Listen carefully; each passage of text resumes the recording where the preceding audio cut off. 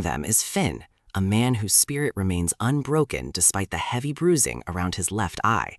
He looks toward the horizon and speaks of Captain Hook, insisting that the legendary figure is far more than a simple myth. Finn believes that Neverland is a real place, a destination Hook has spent a lifetime trying to claim as his own. The other prisoners listen in silence as Finn accuses their captors of twisting history to suit their own victories. Nearby, Smee and the rest of the crew watch the captives with cold, indifferent eyes. Suddenly, the shadow of Captain Hook looms over the deck as he rises from a throne constructed of jagged driftwood and bleached bones. He moves with a slow, predatory grace, his presence commanding immediate and absolute silence. Hook approaches Finn, leaning in close to speak of the mermaids that haunt these waters. He explains that those who bet their lives on fairy tales often find a much darker reality waiting for them beneath the surface. With a sharp nod from the captain, the crew seizes Finn and drags him toward the edge of the ship. They force him onto a narrow wooden plank that extends over the churning, gray water. Finn looks down at the abyss, his defiance finally flickering into a moment of pure, visceral terror. Hook watches him with a twisted sense of curiosity, noting that mermaids are far more than the beautiful creatures of legend. He tells the prisoner that he will soon see the truth for himself, before giving the final order. The crew shoves Finn off the edge, and he plunges into the freezing depths with a desperate cry. Beneath the surface, the silence of the ocean is broken by the arrival of a mermaid. She possesses a haunting beauty, her long blonde hair flowing like silk in the current, and a golden crown resting upon her brow. But as she approaches Finn, her face contorts, revealing rows of needle-sharp teeth and obsidian eyes. She reaches out and pulls him into a deadly embrace, pressing her lips against his in a kiss of pure corruption. Finn's body convulses as dark, vein-like cracks spread across his skin, and his eyes turn a milky, lifeless white. He is thrust back to the surface, gasping for air, but he is no longer the man who fell in. He screams a guttural, inhuman sound that echoes across the deck, striking fear into the hearts of the remaining prisoners.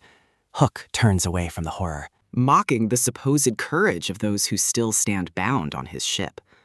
The Mordain continues its journey, sailing directly into the heart of a massive lightning storm that illuminates the skull on its bow. Inside the captain's quarters, the atmosphere is heavy with the scent of old parchment and the flicker of a single lantern. Smee enters the room, removing his hat as a sign of respect for the man sitting at the desk. He delivers a message from King Varric, stating that they are expected to return to Haven's Rock immediately. Hook looks down at a map of the seas, his hook tapping rhythmically against the table. He reflects on his long-standing partnership with Varric, realizing that he has become nothing more than a pawn in a game between two powerful kings. The realization tastes like ash in his mouth. And he decides that he will no longer follow orders that diminish his legacy. He vows to pull down the Mordain banner and sail under his own terms once again. Hook looks at Smee and declares his intent to kill both kings, ensuring that his name is remembered as a conqueror rather than a servant. As the ship sails past the burning wreckage of a defeated vessel, Hook walks among his crew, his mind already set on the path of vengeance. He spots a survivor in the water, a woman clinging desperately to a charred piece of timber. Smee directs the crew to pull her aboard, and they haul her shivering, soaked body onto the deck. Hook approaches her, his shadow falling over her as she huddles against a wooden post. He asks for her name, but she is too traumatized to answer clearly at first. She speaks in broken sentences about a beast made of steel that moved through the water like a knife. A crow descends from the stormy sky, landing on the railing with a small scroll tied to its leg.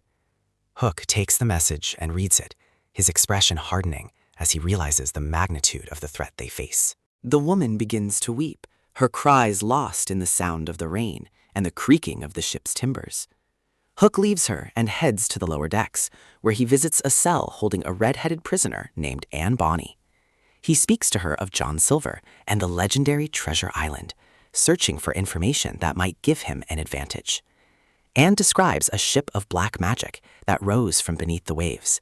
A vessel that defies all logic and power. Hook realizes that he must find a way to sink this ghost ship if he is to survive the coming conflict. The Mordain eventually docks at a ruined coastal city where the buildings stand as hollow shells of their former glory. Hook leads a small party through the rubble, their boots crunching on the debris of a forgotten civilization. He asks Smee for the time. Checking a pocket watch as they reach a central courtyard, they are met by a man in ornate dark armor who identifies himself as a servant of Captain Nemo. The man claims to serve the true King of the Seas and demands a peaceful surrender from the pirates. Hook listens with growing impatience, his hand resting on the grip of his flintlock pistol. He asks if the man is responsible for the deaths of his crew. But the armored figure continues to speak of diplomacy. Without another word, Hook draws his weapon and fires a single shot into the man's head, ending the negotiation instantly. He tells Smee that they need to regroup at Dead Man's Bay before the rest of Nemo's forces arrive. The pirates retreat to their ship, leaving the ruined city behind as the Mordain sails towards its final destination. Hook stands at the helm, his eyes fixed on the horizon as the chronicles of his new war